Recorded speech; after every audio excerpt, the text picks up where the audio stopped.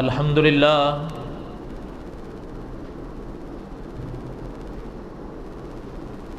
لله حمدا كثيرا طيبا كما أمر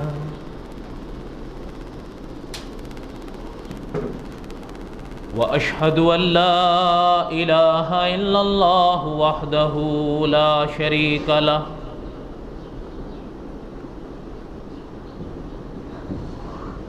وأشهد أن سيدنا وسندنا ومولانا محمدا عبده ورسوله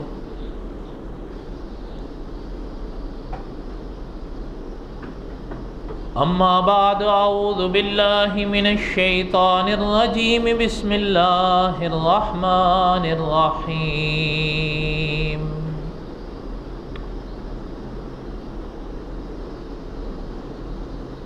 هو الذي أرسل رسوله بالهدى ودين الحق ليظهره على الدين كله وكفى بالله شهيدا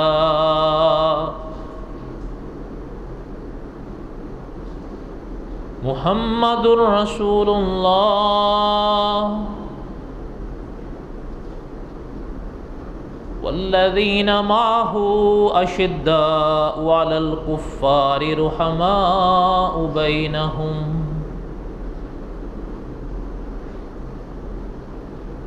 وقال النبي صلى الله عليه وسلم عليكم بسنتي وسنة الخلفاء الراشدين المهديين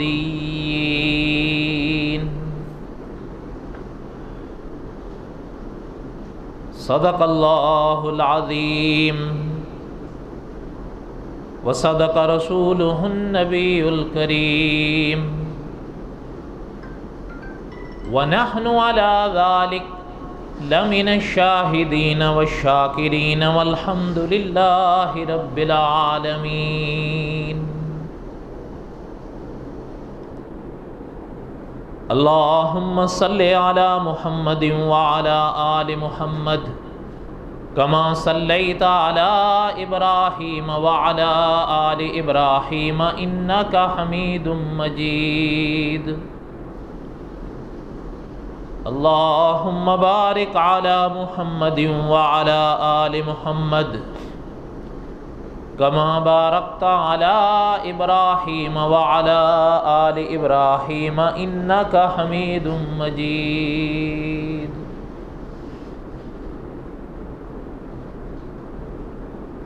صدیق عکس حسن کمال محمد است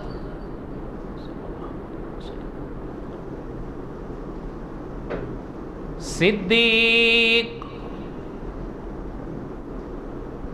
عکس حسن کمال محمد است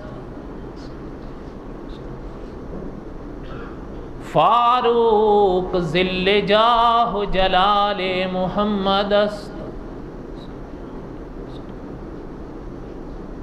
عثمان ضیاء شمع جمال محمد است حیدر بہار باغ خصال محمد است اسلام ما اطاعت خلفائے راشدین ایمان ما محبت آل محمد است صلی اللہ علیہ وسلم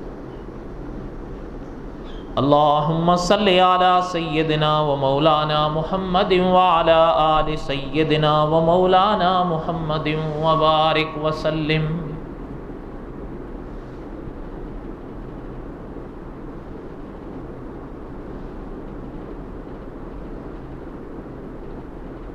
ساری تعریفیں اس خدا کے لیے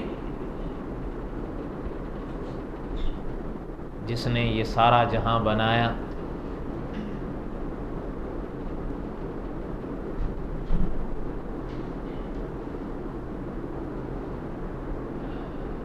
آج ماہ رمضان کا یہ آخری جمعہ ہے.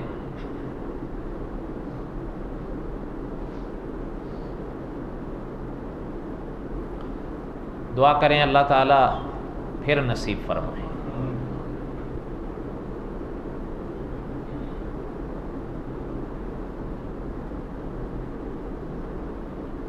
احساس اپنا اپنا ہوتا ہے.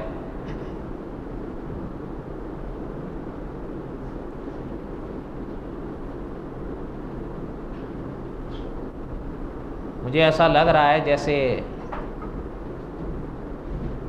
ابھی کا موقع تھا جب میں شعبان کا آخری جمعہ پڑھا رہا تھا.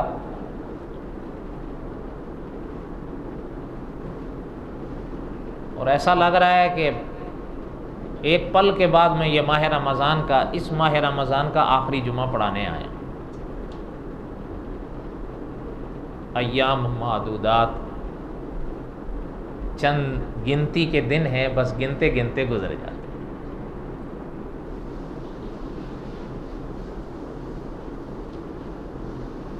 دعا کریں کہ اللہ تعالیٰ قبول فرمائیں،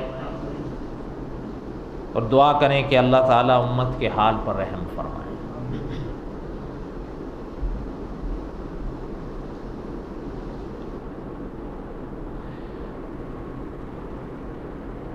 اس ماہ رمضان میں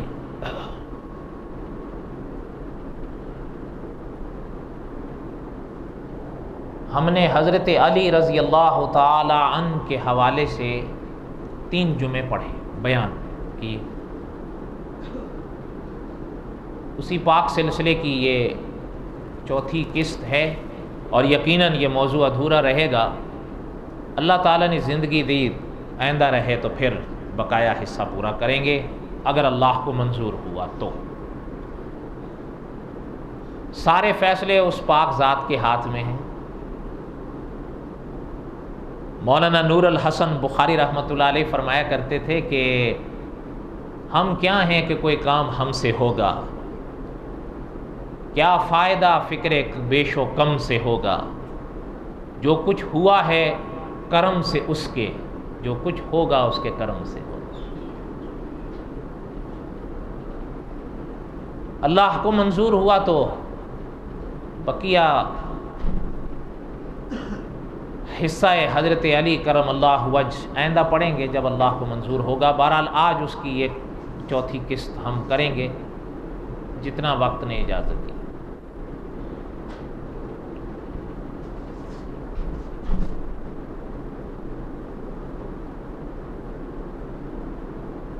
ابھی میں نے پڑھا اسلام ماں اطاعت خلفائے راشدین، ایمان ماں محبت آل محمد است صلی اللہ علیہ وسلم.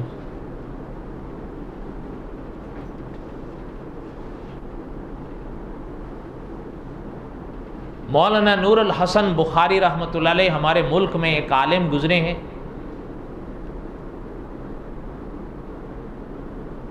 یعنی پیچھے پلٹ کے دیکھیں تو شاید کم و بیش 45 سال گزر گئے. حضرت نے اپنی زندگی میں ایک کتاب لکھی تھی، وہ تقریباً اب نایاب ہے، ملتی نہیں. ہم جب پڑھا کرتے تھے تو مجھے آج بھی اپنے استادوں کی جملے یاد ہیں. وہ کہا کرتے تھے کہ ہم نے مولانا نور الحسن بخاری رحمۃ اللہ علیہ کی یہ کتاب پڑھ کر صحابہ کو سمجھا ہے کہ صحابہ کیا تھے. دعا کریں اللہ تعالیٰ کسی اہل خیر کو پھر توفیق دیں کہ وہ اس پرانی کتاب کو پھر منظر عام پر لائیں. وہ چھوٹی موٹی کتاب بھی نہیں، 600 صفحات پہ پھیلی ہوئی ہے. اس کا نام ہے الاصحاب فی الکتاب. کیا نام ہے؟ الاصحاب فی الکتاب. ایسی کتاب ہے، میں خیر تعریف تو میں نے ایک جملے میں کر دی. جو کتاب صحابہ کا مقام سمجھا دے، اس سے بڑھ کر اور کیا تعریف ہو. اور اس کتاب کی ابتدا میں حضرت نے مقررین سے، حضرت نے واعظین سے التجا کی ہے کہ اگر کبھی موقع ہو تو جمعے کے جہاں بیانات کرتے ہو تو میری اس کتاب کے کچھ پنوں کو بھی اپنی آواز دے دیا کر۔ بہرحال کہنے کا مقصد کیا تھا کہ یہ جو میں نے پڑھا نا، اسلام ما اطاعت خلفائے راشدین، یہ الاصحاب فی الکتاب کا پہلا صفحہ ہے۔ ایمان ما محبت آل محمد است۔ زبان کون سی ہے یہ؟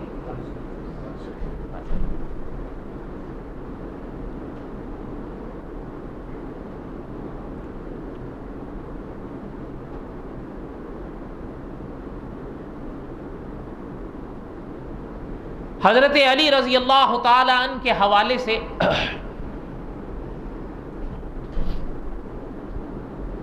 ہم کچھ سبق پڑھ رہے تھے۔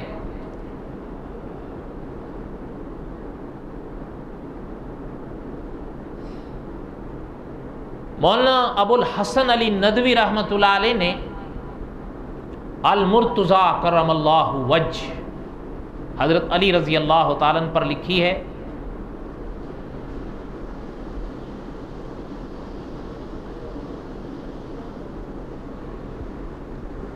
ہم یہاں تک پہنچے تھے گزشتہ جمعہ، آپ میں سے جو حضرات اس جمعے میں تھے ان کو یاد ہوگا کہ ہم پہنچے تھے جب آپ صلی اللہ علیہ وسلم مکے والوں کے کچھ لوگوں کی امانتیں حضرت علی رضی اللہ تعالی عنہ کے سپرد کر کر مدینہ طیبہ تشریف لائے، ہجرت فرمائی، اور پھر حضرت علی رضی اللہ تعالی عنہ بھی بعد میں پہنچے۔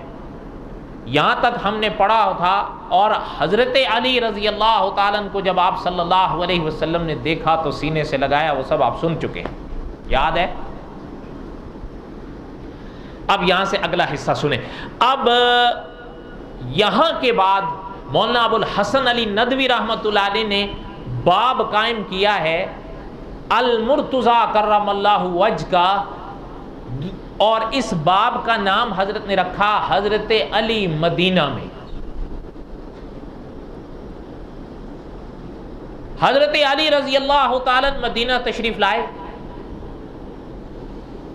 جو لوگ مکہ مکرمہ سے ہجرت فرما کر مدینہ آئے، دھیان میری طرف رہے، جو لوگ ہجرت فرما کر مدینہ طیبہ آئے اور جو لوگ مدینہ طیبہ میں پہلے سے موجود تھے جو انصار کہلائے، آپ صلی اللہ علیہ وسلم نے، اب غور کریے گا، مکہ مکرمہ سے جو آئے وہ تو تقریباً سب اپنا چھوڑ چھاڑ کر آئے، لیکن مدینہ طیبہ میں جو انصار تھے وہ تو بہرحال الحمدللہ اپنے ٹھکانے پر تھے، مدینہ میں رہتے تھے وہ،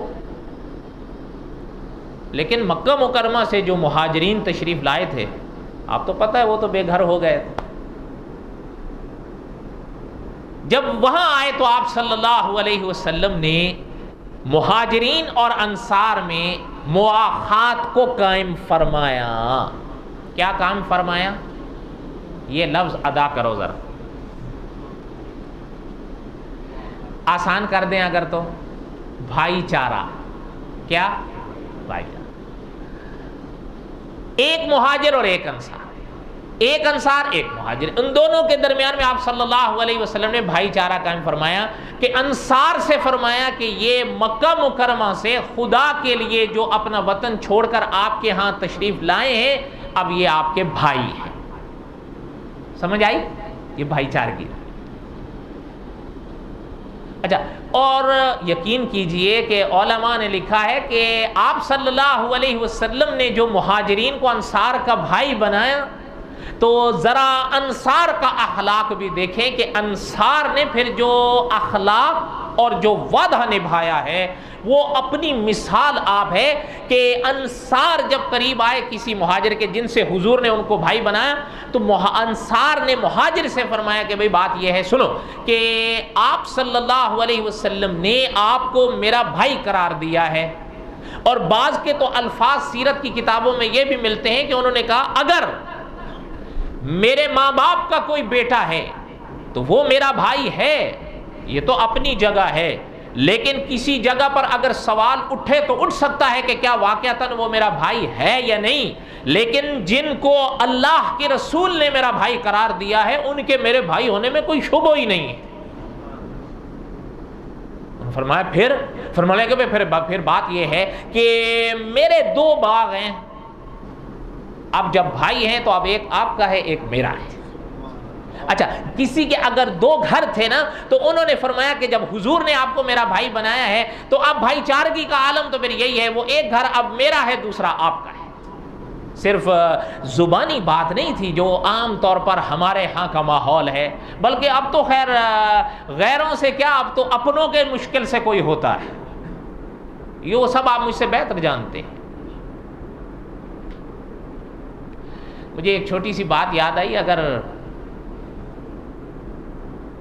سننا چاہیں تو۔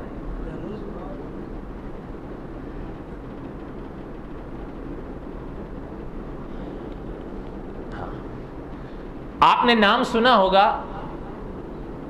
شورش کاشمیری، مرحوم فوت ہو گیا، وہ زمانہ گزر گیا۔ سنا ہے آپ میں سے کسی نے نام ان کا؟ شورش کاشمیری مرحوم کا نہیں سنا؟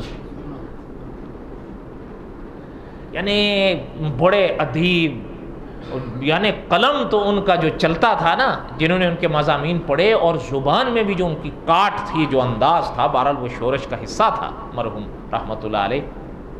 جو بات آپ کو سنایا جا رہا تھا، اس دور میں پاکستان میں بڑا مشہور کردار رہا ذوالفقار علی بھٹو۔ میں خیر سیاست کے حوالے سے بات نہیں کر رہا ہوں، بس ایک اس وقت، یہ اس زمانے کی بات ہے جب یہ غالباً ممبر آف پارلیمنٹ تھے، بہت پرانے دور کی بات ہے۔ شورش مرحوم کے ساتھ کچھ اختلاف آ گیا، اور کوئی نہ اجنبی بات نہیں ہے، ہو جاتا ہے سیاست میں کبھی، لیکن پھر شورش کے قلم کا جواب دینا بھی ہر ایک کے بس کا کام نہیں تھا۔ اچھا، شاید شورش مرحوم کے لیے کچھ سختی کا ارادہ کیا گیا، تو ان سے کہا گیا کہ بھئی دیکھیں، بات یہ ہے کہ یہ تو کم و بیش 9 سال جیل کاٹا ہے انگریز کے دور میں، یہ اگر ان کے آگے نہیں جھکا نا تو یہ یہاں بھی نہیں جھکے گا۔ نہیں سمجھ آئی بات آپ کو؟ ہمارے ویسے اگر ہند اور پاکستان کی آپ تاریخ اٹھائیں، ایسے ایسے لوگ گزرے ہیں، انسان حیران ہو جاتا ہے۔ میں دیکھیں، میں ایک بات کہوں، آپ بھی تھکے ہوئے ہیں اور میں بھی تھکا ہوں، میں نے آج کرنی ہے آپ سے باتیں، موضوع اپنی جگہ ہوتا رہے گا۔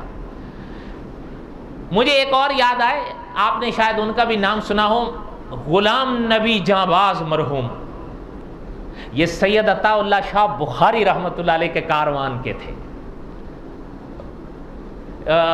خیر میں اب ان کی کہانی نہیں سناتا، میں دوسری طرف نکل جاؤں گا۔ بڑے ایک یعنی لطیفہ سنج انسان تھے، کیا بتاؤں آپ کو۔ ایک دن مکی صاحب نے ہمیں یہ بات سنائی کہ کعبے کے سامنے بیٹھے ہوئے تھے، دعا کر رہے، کعبہ دیکھ رہے تھے، وہاں بیٹھے ہوئے تھے، اور کعبے کو دیکھنا بھی ثواب ہے نا۔ تو وہاں ایک صاحب آئے، وہ بیٹھے، ساتھ میں ان کو جگہ ملی یا کوئی، وہ بیٹھ گئے، وہ دعا مانگنے لگے۔ کوئی صاحب تھے، مسافر ہوں گے، تھے ہمارے ملک کے، وہ دعا کرنے لگے کہ یا اللہ مجھے ایمان دے دے، یا اللہ مجھے ایمان دے دے، یا اللہ مجھے ایمان دے دے۔ اچھا، اس بیچارے کو کیا پتا تھا کہ میرے ساتھ کیا بلا بیٹھی ہوئی ہے؟ وہ تو اپنا جانباز مرحوم تھے نا۔ تھوڑی دیر تو خیر جانباز مرحوم نے برداشت کیا، لیکن جب برداشت سے باہر ہو گئی تو ہاتھ اٹھا لیے، کہنے لگے اللہ میاں مجھے ایک گھر دے دیں، اللہ میاں مجھے ایک گاڑی دے دیں، اللہ میاں آپ بوڑھا ہو چکا ہوں، ہو سکے ایک بیوی بھی دے دیں۔ اچھا، اس دعا کی جب وہ گردان کی نا تو اس کو غصہ آ گیا۔ تھوڑی دیر تو اس نے برداشت کی، اس نے ہاتھ چھوڑ دیا، کہا کیا بول رہے ہو؟ کبھی گھر مانگتے ہو، کبھی گاڑی مانگتے ہو، کبھی بیوی مانگتے ہو، کیا مانگ رہے ہو؟ جہاں مرحوم نے کہا کہ جناب، بالکل ہنسے نہیں، بالکل ضبط کیا، کہنے لگے جناب برا کیوں مانتے ہو؟ کافی دیر سے تو میں بھی برداشت کر رہا ہوں کہ یا اللہ ایمان دے دے، یا اللہ ایمان دے دے، ایمان دے دے، ایمان دے دے، ایمان نہیں ہے تو یہاں کیا کر رہے ہو؟ نہیں سمجھے ہو جانباز کی بات؟ دیس انسان کے بعد جو شے نہیں ہوتی وہی وہ خدا سے مانگتا ہے۔ تمہارے پاس ایمان نہیں ہوگا، لگاتار مانگتے جا رہے ہو، میرے پاس گاڑی نہیں ہے، بیوی نہیں ہے، گھر نہیں، وہی مانگ رہا ہوں۔ پیغام اصلاحی تھا، انداز نرالا تھا۔ تو جہاں باز تھے نا وہ ان کا ایک بڑا مشہور ہوا تھا کہ کوئی منجم سے پوچھ آئے فلک سے کیوں ٹوٹتے ہیں تارے. کیا لوگ تھے, حقیقت ہے. ہمیں یاد ہے حضرت شیخ مکی صاحب بتا رہے تھے کہ ہم نے ایک دفعہ جہاں باز مرحوم سے ایک سوال کیا کہ جہاں باز صاحب ایک بات بتائیے کہ آپ جب انگریز کا دور تھا تب بھی اکثر جیل میں ہوتے تھے, اور جب یہ دور آیا ہے ابھی بھی آپ اکثر جیل میں ہی ہوتے ہیں کیونکہ باہر کی فضا تو آپ کو پسند ہی نہیں ہے, لیکن فرق کیا پایا ہے دونوں نظاموں میں آپ نے؟ سوال سمجھ آیا مکی صاحب کا؟ او بولو تو صحیح. حضرت شیخ مکی صاحب بتانے لگے کہ جہاں باز مرحوم مجھ سے کہنے لگے مکی صاحب جیل ہم نے اس دور میں بھی کاٹی ہے, جیلیں ہم نے اس دور میں بھی کاٹی ہیں. ہاں یہ فرق ضرور پایا ہے کہ انگریز بے دین تھا, بے آئین نہیں تھا. ہمارے بے دین بھی ہیں, بے آئین بھی ہیں. بڑی بات کہی ہے جہاں باز مرحوم نے, اگر آپ سمجھیں تو. خیر آپ کیوں نہیں سمجھیں گے, آپ تو میڈیا کے لوگ ہیں ماشاءاللہ, آپ تو ساری دنیا آپ کی انگلیوں میں ہے, صبح دوپہر شام میڈیا کے ساتھ آپ وابستہ ہیں. آپ نہیں سمجھیں گے تو میں سمجھوں گا. خیر بارہ میں شورش کی بات بتا رہا تھا, آپ کو یاد ہے شورش مرحوم کا کچھ اختلاف آ گیا اپنا ان کے ساتھ. کن کے ساتھ؟ اچھا اب ان کو کسی نے کہا کہ دیکھیں یہ اس دور میں بھی جیل کاٹ چکے ہیں, یہ وہاں نہیں جھکے تو یہاں بھی نہیں جھکیں گے. البتہ آپ کو ان کی ایک کمزوری بتاتا ہوں. وہ کیا ہے؟ کہا کمزوری شورش کی ایک ہی ہے کہ جو شخص ان کے گھر پر چلا جائے شورش پھر اس کی مخالفت چھوڑ دیتے ہیں, پھر کبھی وہ اس کے خلاف کوئی بات نہیں کرتے. یہ شورش کی کمزوری ہے, ہر جھگڑا وہ ختم کر دیتے. بات سمجھ آئی ہے شورش کی؟ اچھا یہ خامی تھی یا خوبی تھی؟ اچھا آپ یقین کریں کہ ذوالفقار علی بھٹو خود اس دور میں چل کر شورش کے گھر پر آئے. اب جیسے ہی شورش کے گھر پر آئے تو شورش تو کہا بھئی بات یہ ہے, اب آپ آ گئے تو بات ساری ختم. اس کے بعد اکابر نے فرمایا پھر ہم نے شورش کی زبان یا قلم سے کوئی چیز پھر ایسی نہیں سنی. یہ شورش کا مزاج تھا. لیکن جو بات آپ کو سنانے چلا تھا نا وہ یہ سنا رہا تھا کہ جب ذوالفقار علی بھٹو رخصت ہونے لگے نا تو شورش مرحوم ان کو چھوڑنے کے لیے آئے. تو ذوالفقار علی بھٹو شورش مرحوم سے کہنے لگے دیکھیں ایک بات ہے شورش صاحب کہ آئندہ کوئی بھی آپ کو کام ہو آپ براہ راست مجھ سے رابطہ کریں, مجھے اپنی خدمت کا موقع دیں, میں آپ کا بھائی. بات سمجھ آئی ہے؟ اچھا شورش مسکرا دیے, کہنے لگے کہ دیکھیں بھئی بات یہ ہے آپ کا جو آپ نے کہا ہے نا وہ تو بہت بہت شکریہ آپ کا, لیکن میں پھر بھی محتاط رہوں گا اس لیے کہ کوئی بھائی یوسف کے بھی رہے ہیں. نہیں سمجھے بات؟ کچھ بھائی یوسف کی بھی رہے ہیں, تھوڑا میں محتاط رہوں گا, کیا پتا کہ آپ کہیں وہ یوسف والے بھائی نہ ہوں. تو بہرحال میرے کہنے کا مقصد یہ تھا کہ آج جو بات میں کر رہا تھا جس ماحول سے آپ اور ہم گزر رہے ہیں تو وہاں تو اپنوں سے بھی بسا اوقات محتاط ہونا پڑتا ہے. اس لیے وہ جو حضور علیہ الصلوۃ والسلام نے مہاجرین اور انصار میں بھائی چارہ قائم فرمایا تو اس کی تو مثال نہیں ملتی. اسی کے ضمن میں مجھے شورش مرحوم کا واقعہ یاد آیا, میں نے سنا, میری عادت ہے میں سنا دیتا ہوں, کچھ باتیں محفوظ ہو جاتی ہیں.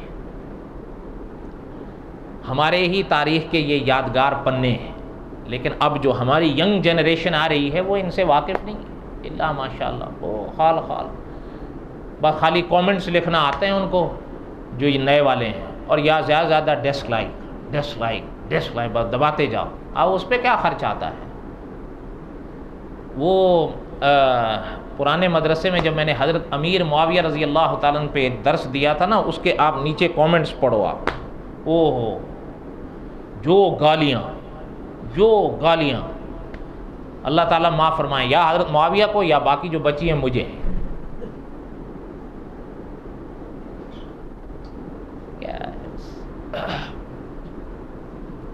حالانکہ ہمیں نہیں زیب دیتا کہ ہم ان بڑوں کے اچھے اور برے کو تولیں, آپ مانو یا نہ مانو. میں ایک بات آپ کو حضرت علی کی سناؤں رضی اللہ تعالیٰ, بات ہی حضرت علی کی ہو رہی ہے, میں وہ سناؤں آپ کو. حضرت علی رضی اللہ تعالیٰ نے ایک دن غصے میں آئے لیکن ہنس دیے. تو کسی نے کہا بھئی حضرت آپ چہرے پر جلال کے بھی اثر ہنس رہے ہیں. فرمایا بھی بات یہ ہے کہ اب تو جن کو ہم سے اختلاف ہے نا وہ بھی ہمارے علم کے قائل ہو رہے ہیں. بھئی بات کیا ہے؟ بات یہ تھی کہ حضرت امیر معاویہ رضی اللہ تعالیٰ نے خط لکھا تھا حضرت علی کو اور ایک مسئلہ پوچھا تھا حضرت علی سے. اچھا اب میں آپ سے پوچھتا ہوں کہ مدرس حرم نے دعوت فکر دی ہے کہ اگر حضرت امیر معاویہ رضی اللہ تعالیٰ کے دل میں حضرت علی کی عظمت نہ ہوتی تو مسئلہ حضرت علی سے پوچھتے. خود حضرت امیر معاویہ مجتہد صحابی تھے. ہاں اختلاف آیا اس میں کوئی شک نہیں ہے، وہ اپنی جگہ ہے، لیکن ہمیں زیب نہیں دیتا کہ ہم ان بڑوں کے اچھے اور برے کو تولنے لگ جائیں اور خود ایک جج اور قاضی بن کے بیٹھ جائیں. نہیں، اس لیے کہ رضی اللہ عنہم ورضوا، جن سے اللہ راضی ہو گیا. میں آپ سے پوچھتا ہوں کوئی بات باقی رہ گئی ہے؟ اور کیوں آپ بھولتے ہیں کہ علامہ ابن تیمیہ رحمۃ اللہ علیہ نے لکھا ہے کہ اللہ جن سے راضی ہوتا ہے وہ عبد العباد راضی ہوتا ہے. یہ نہیں ہے کہ اللہ آج راضی ہو اور کل ناراض ہو جائے نا. اس لیے کہ اللہ تو وہ ذات ہے جو عالم ما یکون ہے، عالم ما کانا وما یکون ہے. جو ہو گیا وہ بھی جانتی ہے، جو ہوگا وہ بھی جانتی ہے. جو ہو گیا وہ بھی جانتی اور جو ہوگا وہ بھی. تو اللہ نے پھر کیوں فرما دیا رضی اللہ عنہم ورضوا؟ اچھا حضرت علی رضی اللہ تعالیٰ سے پتہ ہے حضرت امیر معاویہ رضی اللہ تعالیٰ نے مسئلہ کیا پوچھا تھا؟ حضرت امیر معاویہ رضی اللہ تعالیٰ نے پوچھا یہ تھا کہ حضرت ایک جگہ موت ہوئی ہے اور جو شخص مرا ہے نا اس کے ورثاء کی بحث چلی ہے. اس کے ورثاء میں جہاں بیٹے ہیں بیٹیاں ہیں وہاں ایک ایسا شخص ہے جو خنثی مشکل ہے. کیا ہے؟ خنثی مشکل. کس کو کہتے ہیں؟ کیا خیال ہے بھائی؟ خنثی مشکل کس کو کہتے ہیں؟ ہاں مسئلہ اٹکا نا. اب وہ حضرت امیر معاویہ رضی اللہ تعالیٰ فرمانے لگے کہ بھئی بات یہ ہے تو ایک ہی باپ کی اولادیں گے، لیکن ان کی وراثت کا مسئلہ اب جن کے جو لڑکے ہیں ان کا بھی واضح ہے، جو لڑکیاں ہیں ان کا ایسا بھی واضح ہے، لیکن اس کا کیا کریں؟ اس کو لڑکے کی طرف ڈالیں یا لڑکیوں کی طرف ڈالیں؟ تو حضرت علی رضی اللہ تعالیٰ نے فیصلہ فرمایا. لیکن خیر کہنے کا مقصد کیا تھا میرا وہ موضوع بیان کرنا نہیں، مسئلہ بیان کرنا میرا موضوع نہیں ہے. میں یہ سے بتا رہا تھا کہ ذرا تعلقات دیکھیں، اختلاف اپنی جگہ لیکن پھر بھی وہ آپس میں رابطے میں ہیں، پھر بھی وہ آپس میں ایک دوسرے کے خلاف کوئی ایسا لفظ نہیں استعمال کرتے جو کسی ایک کی بھی شان کے خلاف. کیوں؟ ذرا غور تو کریں نا. حضرت امیر معاویہ کون ہیں؟ وہ ابن ابی سفیان ہیں رضی اللہ تعالی عنہما. اور ابن ابی سفیان کون ہیں؟ وہ ابن عبد المطلب ہیں. اور دوسری طرف دیکھیں کہ حضرت علی کون ہیں؟ وہ ابن ابی طالب ہیں. اور ابن ابی طالب کون ہیں؟ وہ ابن عبد المطلب ہیں. نہیں سمجھے ہو آپ لوگ؟ سوال ہی نہیں پیدا ہوتا. میں لکھ کے دے رہا ہوں آپ لوگ نہیں سمجھے. جھوٹ مت بولو. مدرسے میں بیٹھے ہوئے یہ وہ مجمع نہیں ہے. مجھے بھی آپ سے واہ راہ پڑے ہوئے 5 سال ہو گئے. خیر بہرحال اتنا دماغ پہ کیوں زور دو آپ؟ ٹھیک ہے اللہ اللہ خیر سال. جو مواخات کی بات بتا رہا تھا کہ آپ صلی اللہ علیہ وسلم نے بھائی چارہ کام فرمایا. اچھا آپ حیران ہوں گے کہ آگے بھی مہاجرین تھے. مدرس حرم فرماتے ہیں آگے بھی مہاجرین تھے. جب انصار نے یہ اخلاق پیش کیا تو مہاجرین نے فرمایا کہ اللہ تعالیٰ آپ کو جزائے خیر نصیب فرمائیں. آپ نے کہہ دیا بس بہت بہت شکریہ، ہمیں صرف ایک کلہاڑی دے دیں، ایک رسی دے دیں اور یہ بتا دیں کہ لکڑیاں کہاں ملتی ہیں، بس ہم کر لیں گے، اللہ تعالیٰ دینے والی ذات. سمجھ آئی بات؟ آگے بھی تو مہاجرین تھے نا. اچھا جو بات میں آپ کو سنا رہا تھا کہ اب علماء نے لکھا ہے کہ آپ صلی اللہ علیہ وسلم نے انصار کو مہاجرین کا بھائی بنایا، مہاجرین کو انصار کا بھائی چارہ قائم کیا، ایک کو ایک سے ایک کو ایک سے ایک سو ایک. جب آخرلی بار آئی نا تو بعض علماء نے فرمایا جس کو مدرس حرم نے انتخاب کیا ہے کہ حضرت علی اکیلے رہ گئے اور آپ صلی اللہ علیہ وسلم نے جو رخ انور حضرت علی رضی اللہ تعالیٰ کی طرف پھیرا تو حضرت علی فرمانے لگے آقا میں تو رہ گیا، باقی تو سب آپس میں بھائی بھائی ہو گئے، تو مدرس حرم فرماتے ہیں آقا نے حضرت علی کا ہاتھ پکڑ لیا، فرمایا آپ کے لیے ہم جو ہیں نا نا نا کیا کرنے جا رہے ہو، روزہ ٹوٹ جائے گا۔ اس موقع پر آپ سبحان اللہ نہیں کہو گے تو کون سے موقع پر کہو گے؟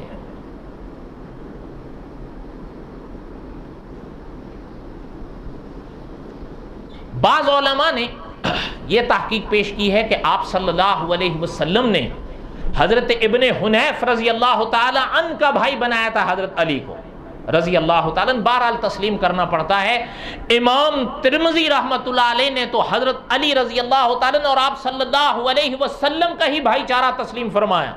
کنہوں نے؟ امام ترمذی نے رحمۃ اللہ علیہ۔ اور ایک اور بھی بات ہے کہ شاہ ولی اللہ رحمۃ اللہ علیہ نے بھی اسی قول کو ترجیح دی ہے، اور مدرس حرم نے بھی اسی کا انتخاب فرمایا کہ آپ صلی اللہ علیہ وسلم نے حضرت علی کا ہاتھ پکڑا تھا۔ تو بہرحال دعا کریں کہ اللہ تعالی ہمیں تمام صحابہ سے محبت نصیب فرمائے۔ اس کے بعد مولانا ابو الحسن علی ندوی رحمۃ اللہ علیہ نے اگلا حصہ قائم فرمایا ہے، اور وہ ہے حضرت علی کرم اللہ وجہ کا شادی کا۔ مولانا ابو الحسن علی ندوی رحمۃ اللہ علیہ کا تو فرمان یہ ہے کہ اس وقت حضرت علی رضی اللہ تعالیٰ عنہ کی عمر لگ بھگ کم و بیش 20-21 کی ہو گئی تھی، کچھ کم یا کچھ زیادہ، کم و بیش سے ہی ادا کر دیتے ہیں 20-21۔ آپ صلی اللہ علیہ وسلم کے گھر میں سیدہ فاطمہ تھی رضی اللہ تعالیٰ عنہ، اور ان کی عمر مولانا ابو الحسن علی ندوی رحمۃ اللہ علیہ نے لکھا ہے کہ اس وقت 15 سال 5 ماہ تھی۔ حضرت علی رضی اللہ تعالی عنہ کے دل میں ایک خیال آیا۔ علماء نے لکھا ہے کہ جب حضرت فاطمہ رضی اللہ تعالی عنہا آپ صلی اللہ علیہ وسلم کے گھر میں، آپ کو پتہ ہے بیٹی تھی حضور کی، جب اس مرحلے تک پہنچنے لگیں تو شادی کے پیغامات آنے لگے آپ صلی اللہ علیہ وسلم کے گھر میں، لیکن حضور صلی اللہ علیہ وسلم نے کئی پیغامات سنے، لیکن کسی کے آگے بھی حضور نے اظہار نہیں فرمایا، خاموش رہے۔ بعض علماء نے اس کا یہ معنی بھی کیا ہے کہ اصل میں آپ صلی اللہ علیہ وسلم نے کوئی نکاح جو خود کیا ہو یا اپنی بیٹیوں کا کیا ہو تب تک نہیں کیا کرایا جب تک اللہ نے نہیں بتایا۔ اللہ آپ صلی اللہ علیہ وسلم خاموش رہے، آتا تھا رشتہ لیکن حضور خاموش رہتے تھے۔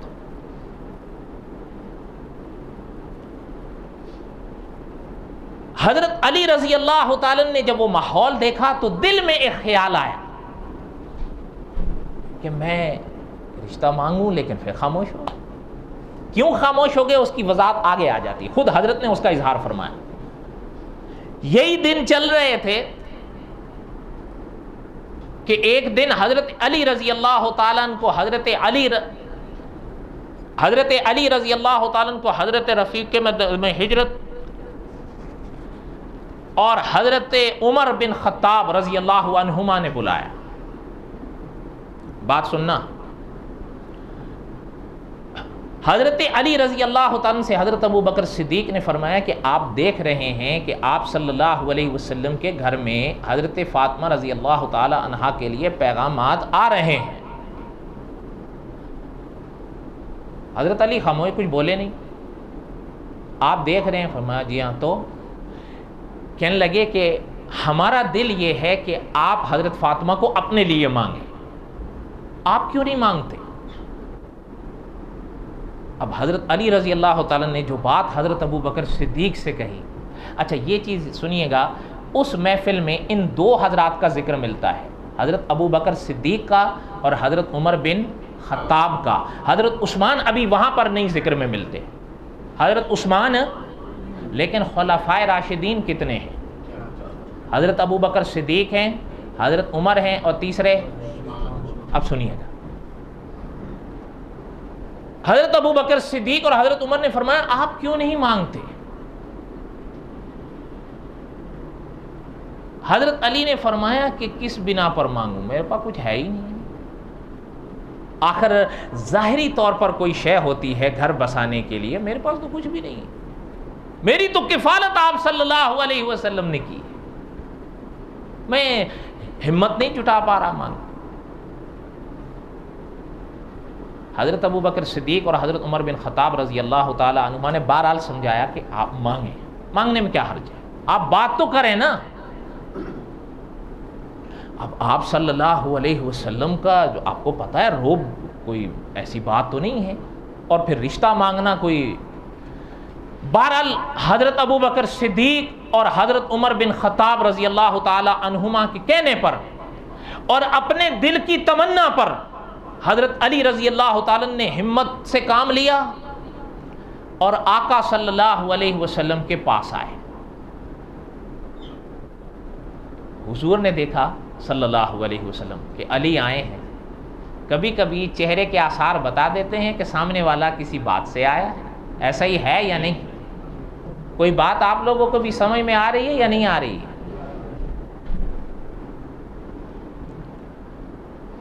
حضور نے فرمایا علی کیسے آنا ہو، بیٹھو۔ بہرحال اب حضرت علی اب آپ صلی اللہ علیہ وسلم کے سامنے اب ہمت نے کہا کیسے مانگوں۔ بہرحال قصہ مختصر یہ کہ حضرت علی رضی اللہ تعالی نے ہمت جٹا کر رشتہ مانگ ہی لیا۔ اب جیسے ہی رشتہ مانگا نا تو مولانا ابو الحسن علی ندوی رحمۃ اللہ علیہ لکھتے ہیں کہ حضور علیہ الصلوۃ والسلام کا چہرہ کھل اٹھا اور فرمایا علی اہلاً سہلاً۔ ان کا معنی علماء نے لکھا ہے کہ گویا حضور نے فرمایا قبول ہے۔ اور آپ نے نام سنا ہوگا مولانا محمد ضیاء القاسمی رحمۃ اللہ علیہ، وہ خطیب پاکستان، حضرت فرمایا کرتے تھے یہ موقع گویا کہ ہماری اور آپ کی ملکی اصطلاح میں منگنی کا تھا۔ بہت حضور خوش ہوئے، بہت خوش، حتیٰ کہ اتنے خوش ہوئے کہ مولانا ابو الحسن علی ندوی رحمۃ اللہ علیہ نے تو یہاں تک لکھا ہے اسی پنے پر کہ اگلے موقع پر آقا نے فرمایا حضرت فاطمہ سے کہ فاطمہ ہم نے اپنے اہل بیت میں سے سب سے بہترین شخص آپ کو دے دیا ہے، یا آپ کو ان کو دے دیا۔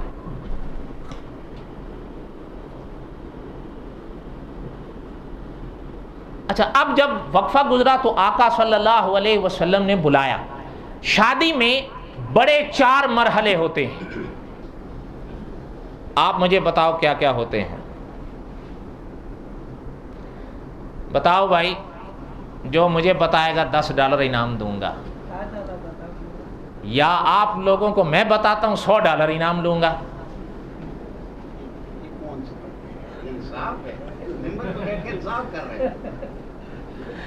چار بڑے مرحلے یہ ہمارے ملک کی اصطلاح کے لحاظ سے، منگنی ہے، تقریب نکاح ہے، جہیز ہے، رخصتی ہے۔ یاد رہے گا یہ ہمارے ملک کی اصطلاحات ہیں، بر ہند کی۔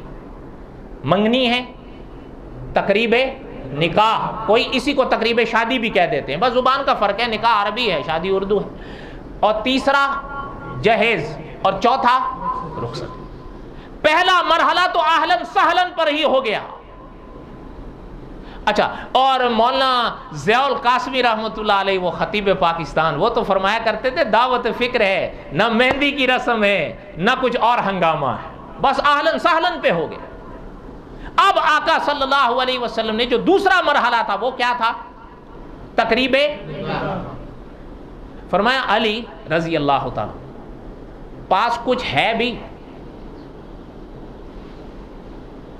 فرمایا آقا 2 چیزیں ہیں۔ کتنی چیزیں ہیں؟ 2 چیزیں۔ فرمایا وہ کیا ہیں؟ فرمایا ایک ہے گھوڑا اور دوسری ہے زرہ۔ زرہ سمجھتے ہیں آپ؟ وہ کیا کہتے ہیں جو آج کل بھی وہ پہن لیتے ہیں، پروف جیکٹ، یہ اسی زرہ کا متبادل ہے، جدید نمونہ۔ زرہ پرانے دور میں ہوتی تھی، اب یہ نیا دور ہے، اب تو سب کوئی نیا دور ہے نا۔ بلکہ آپ نے سنا ہے، اگر نہ سنا ہو تو میں آپ کو دکھاؤں گا، ایک آواز آ رہی ہے کہ قرآن پاک میں ہے، یا ایھا الذین آمنو، اے ایمان والو، کتب علیکم الصیام، تمہارے اوپر روزے۔ وہ کہتا ہے کہ صیام جمع ہے، جمع، میرے ساتھ بول دو، جمع ہے، جمع کا لفظ 3 کے لیے بولا جاتا ہے تو روزے تو زیادہ سے زیادہ 3 ہونے چاہیے، تو مولویوں نے 30 بنائے ہوئے ہیں۔ ہاں یہ آج کل کے نئے مجتہد ہیں نا، وہی ان کو جب اجتہاد کا موقع ملے گا نا۔ اچھا میں ایک بات آپ کو سناؤں،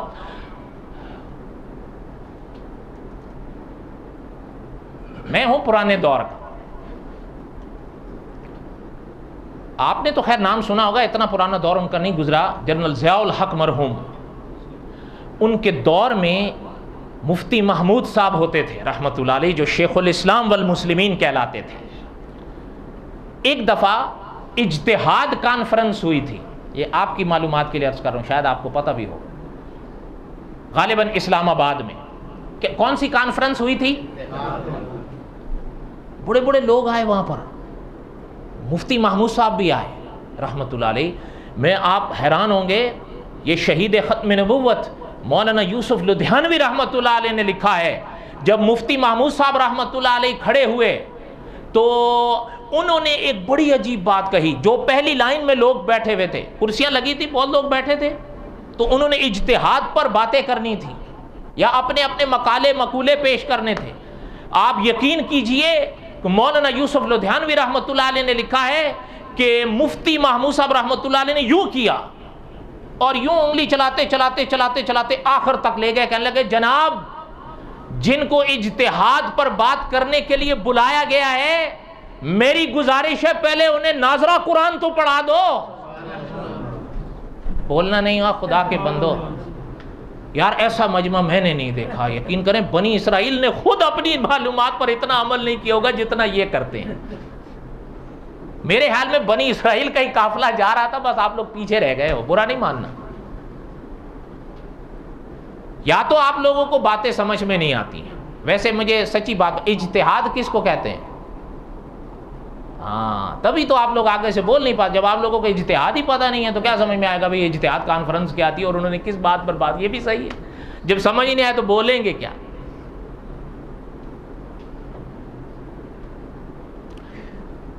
حضرت علی رضی اللہ تعالیٰ، جو بات خیر سنا رہا تھا، حضرت علی رضی اللہ تعالیٰ فرمایا میرے پاس 2 چیزیں ہیں، زرہ کیا ہے اور گھوڑا۔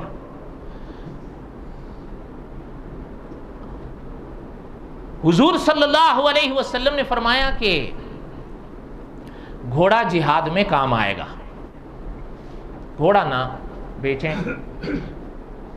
زرہ بیچ دیں، آپ کو اس کا عوض مل جائے گا، کام آ جائے گا۔ حضور کی بات سمجھ میں آئی ہے؟ حضرت علی رضی اللہ تعالی نے وہ زرہ لی اور چل دی۔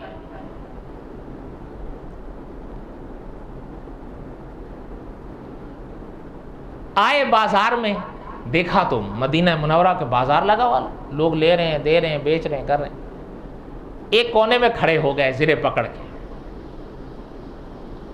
خیر دیکھنے والے بھی سمجھ سکتے تھے کہ کوئی جو صاحب کھڑے ہیں وہ زرہ بیچنے کے لیے کھڑے ہیں۔ لوگ آ رہے ہیں، جا رہے ہیں، آ رہے ہیں، جا رہے ہیں، کوئی آ کر پوچھتا ہے کتنے کی ہے، بتاتے ہیں تقریباً 450 درہم۔ کتنی؟ 450 درہم۔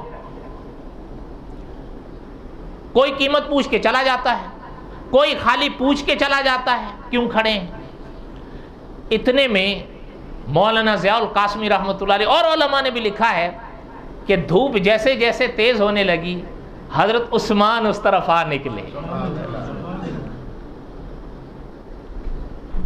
پتہ ہے حضرت عثمان تو آج لوگ لکھ رہے ہیں کتابوں میں، لیکن ہم تو حیران ہیں کہ صحابہ کے خلاف لوگ کیسے بولتے ہیں۔ حالانکہ علماء نے لکھا ہے کہ آپ صلی اللہ علیہ وسلم جب بھی حضرت عثمان کی طرف دیکھتے تھے بڑی پیار کی نظر سے دیکھتے تھے۔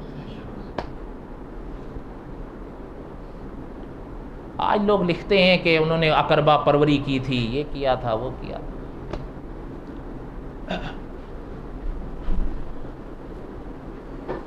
مجھے ایک نے لکھا، میں نے حضرت عثمان پر یا انبیاء پر کوئی بیان کیا تھا، اس میں ضمن میں ایک شخص کی بات آئی، تو وہ جس شخص کی میں نے بات کی تھی، نام تو خیر میں نے نہیں لیا، لیکن وہ ممکن ہے کہ اس کو برا لگ گیا ہو, کوئی سمجھ تو گیا ہوگا کہ میرے گرو کی بات ہو رہی ہے, میرے حضرت کی بات ہو رہی ہے, واللہ عالم.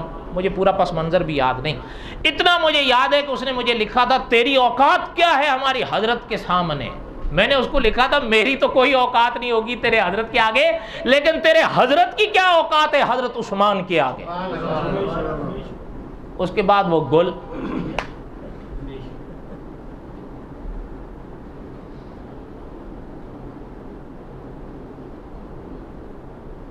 حضرت عثمان رضی اللہ تعالی نے دیکھا, سمجھ گئے, پاس آ گئے, سلام کیا, بات کی, فرمایا علی کیا کر رہے ہیں؟ فرمایا کہ بھائی بات یہ ہے یہ زرے بیچ رہا ہوں. فرمایا کیوں؟ کہنے لگے کہ بات ہوئی ہے شادی کی حضور کے گھر میں صلی اللہ علیہ وسلم, اور حضور ہی نے فرمایا ہے کہ یہ بیچ دو, چونکہ میرے پاس تو یا گھوڑا ہے یا یہ ہے. حضور نے فرمایا گھوڑا جہاد میں کام آئے گا, اس کو بیچ دو. میری طرف توجہ دیں, درود شریف پڑھ لیں. اللہم صلی علی سیدنا مولانا محمد وعلی آل سیدنا مولانا محمد وبارک وسلم وصلی علیہ. فرمایا زرے بیچنے آیا ہوں. فرمایا کتنی کی بیچو گے آپ؟ کہنے لگے میں نے 450 درہم طے کیا ہے, اخراجات ہیں, ضرورتیں ہیں, اس سے کم تو نہیں بیچوں گا. فرمایا اچھا ایسا کریں مجھے دے دیں, میں خریدتا ہوں 450 میں. حضرت عثمان نے خرید لی. کتنے میں؟ 450 کی تھیلی. علماء نے فرمایا وہیں پر حضرت عثمان رضی اللہ تعالی نے حضرت علی کو ادا کر دی اور زرے لے لی. فرمایا ٹھیک. حضرت علی بڑے خوش ہوئے کہ بھئی بات بن گئی, جس مقصد کے لیے آئے تھے. اب چلنے لگے. حضرت فرماتے ہیں جیسے ہی وہاں سے گزرے تو حضرت عثمان نے یہ بازو پکڑ لیا. فرمایا ذرا سا روکیے. فرمایا ابھی ابھی آپ نے ذکر کیا تھا کہ آپ شادی کے حوالے سے یہ بیچ رہے تھے. فرمایا ہاں. تو فرمایا دیکھیں اب یہ رقم تو آپ کی ہو گئی, یہ زرے میری ہو گئی. کہنے لگے جی ہاں. کہنے لگے اب ایسا کرو. حضرت عثمان کہنے لگے اب یہی زرے میری طرف سے تحفہ لے جاؤ. آپ حیران ہوں گے, اب حضرت علی رضی اللہ تعالیٰ کا چہرہ تو دمک اٹھا.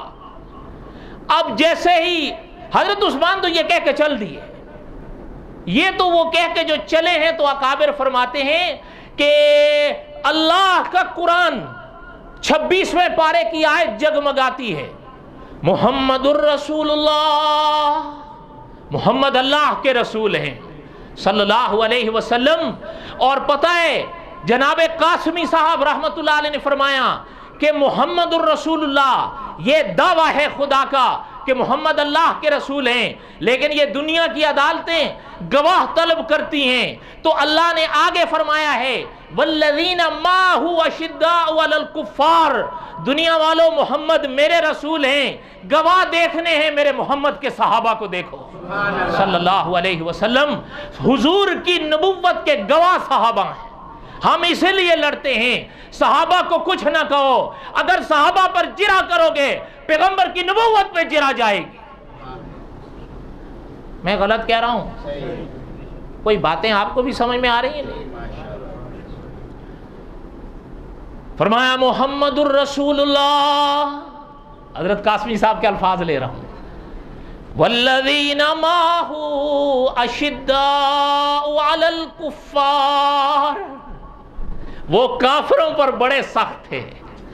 اللہ جی پھر آپس کا معاملہ فرمایا رحماء بینہم, آپس میں تو ایسے مہربان تھے کہ حضرت عثمان نے حضرت علی کو زرہ دی اور یہ کہہ کر دی کہ علی جب آپ یہ زرہ پہن کر میدان جہاد میں آؤ گے تلوار رحمان کی ہوگی, آپ کے سینے پہ زرہ عثمان کی ہوگی. اب آگے سنیں, جب حضرت علی رضی اللہ تعالیٰ عنہ وہ لے کر آئے آقا صلی اللہ علیہ وسلم کے پاس, وہ 450 درہم رکھ دیے. اب دیکھا کہ زرہ بھی ہاتھ میں ہے اور اپنا زرہ بھی ہاتھ میں. فرمایا علی یہ فرمایا بیٹھ گئے حضرت علی. فرمایا آقا بات یہ ہوئی ہے میں آپ کے حکم کے مطابق لے کر گیا زرہ بیچنے کے لیے. جب میں وہاں بیچنے کے لیے کھڑا ہوا نا تو کئی لوگ آئے, وہ پوچھ رہے تھے کتنی کی ہے, میں قیمت بتا رہا تھا, وہ جا رہے تھے. اتنے میں دیکھا تو حضرت عثمان آ گئے. حضرت عثمان نے مجھ سے پوچھا کتنی کی ہے, میں نے کہا اتنے کی ہے. انہوں نے درہم بھی ادا کیے, زرے بھی لے لی. جب میں چلنے لگا تو میرا ہاتھ یہاں سے پکڑ کر مجھے یہ کہہ کر یہ زرے دی ہے کہ اب یہ میری طرف سے تحفہ لے جاؤ, یہ شادی کا تحفہ ہے.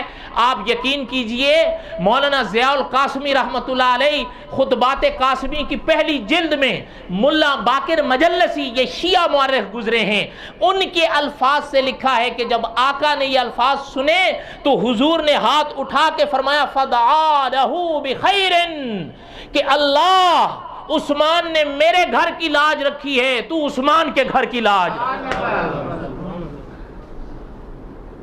اب آئے نا خلفائے راشدین. اب حضرت علی رضی اللہ تعالی عنہ نے جب وہ اپنا ادا کی رقم حضور کو دی, حضور کے پاس لائے. اب آقا صلی اللہ علیہ وسلم نے حضرت ابو بکر صدیق رضی اللہ تعالی عنہ کو بلایا. اور آخری 5 منٹ میں لیتا ہوں تاکہ یہ باب پورا ہو جائے. اجازت ہے؟ چھٹی ہے جمعے کی؟ جمعے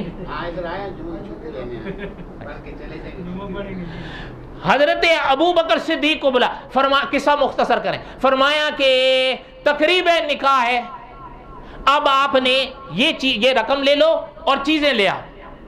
اچھا, حضرت ابو بکر صدیق رضی اللہ تعالیٰ نے جہیز کا انتظام کیا, جو چیزیں چاہیے ہوتی ہیں.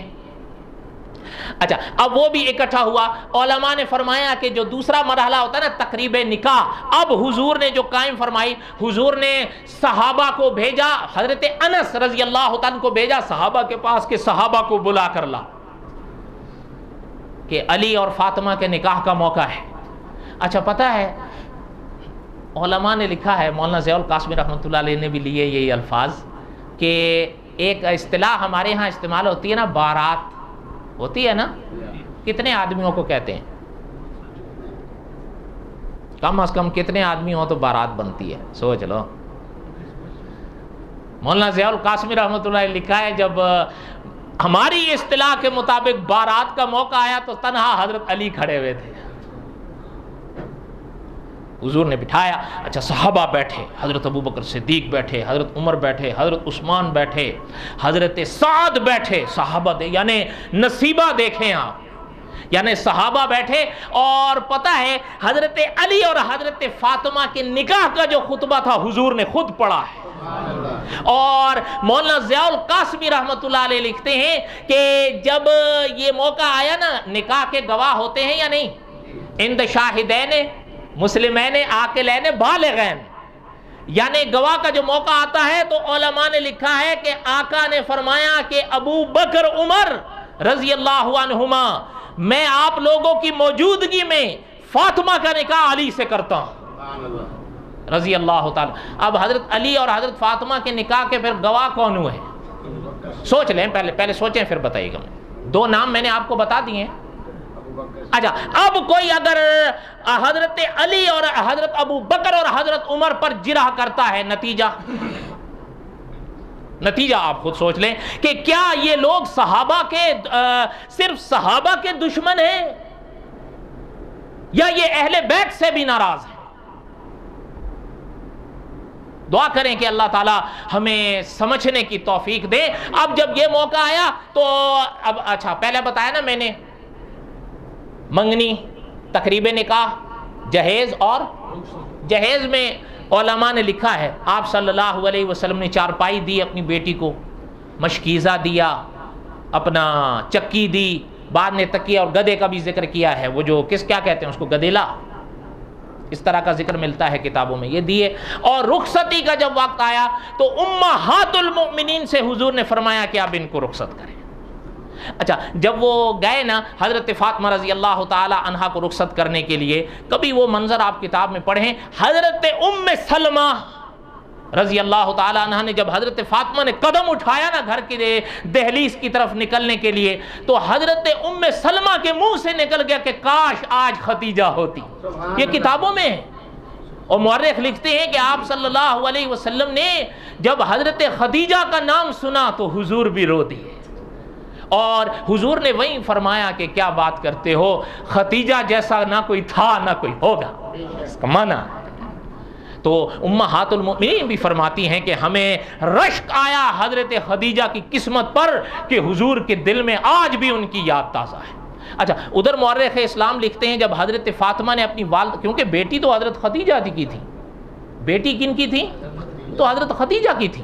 جب ماں کا نام سنا تو جنہوں نے حضرت فاطمہ کے کندھے پر ہاتھ رکھا ہوا تھا ان کا آہستہ سا ہاتھ ہٹا کر خود ایک دوسرے کونے کی طرف چلی گئیں اور دیوار کے ساتھ ٹیک لگا کے بیٹھی اور چہرے کو چھپا لیا، لیکن محسوس ہو گیا کہ رو رہی ہیں۔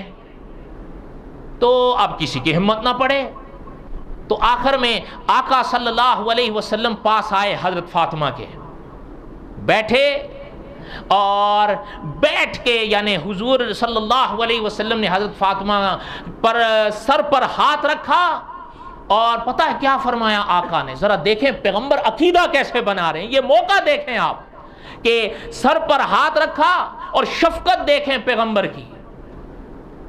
فرمایا فاطمہ، یہ کتابوں میں ہے، اللہ غنی وانتم فقراء، سبحان اللہ، کہ فاطمہ اللہ بے نیاز ہیں، آپ اور ہم تو فقیر ہیں، اس کی مرضی کے آگے کس کی چل سکتی ہے؟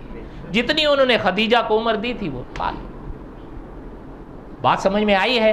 پھر آپ صلی اللہ علیہ وسلم کے سینے سے لگی روئی، والدہ تھی نہیں، والد تو تھے، اور والد کی تو کوئی مثال ہی نہیں ہے یا نہیں؟ بعد از خدا بزرگ توئی قصہ مختصر۔ اس طریقے سے حضرت علی رضی اللہ تعالی عنہ کے گھر حضرت فاطمہ رضی اللہ تعالی عنہا کو آپ صلی اللہ علیہ وسلم نے رخصت فرمایا۔ اب انشاءاللہ بقیہ تک قصہ حضرت علی کرم اللہ وجہ انشاءاللہ اگر آئندہ ماہ رمضان میں رہے تو اس کی بقایا قسط نمبر 5 ہم چلائیں گے۔ کوئی باتیں آپ کو سمجھ میں آئی ہیں یا نہیں سمجھ میں آئی ہیں؟ اور مل کے بولو آئی ہیں یا نہیں آئی ہیں؟ چلیں، اللہ تعالیٰ دعا کریں اللہ تعالیٰ قبول فرمائیں۔ وما علینا الا البلاغ المبین۔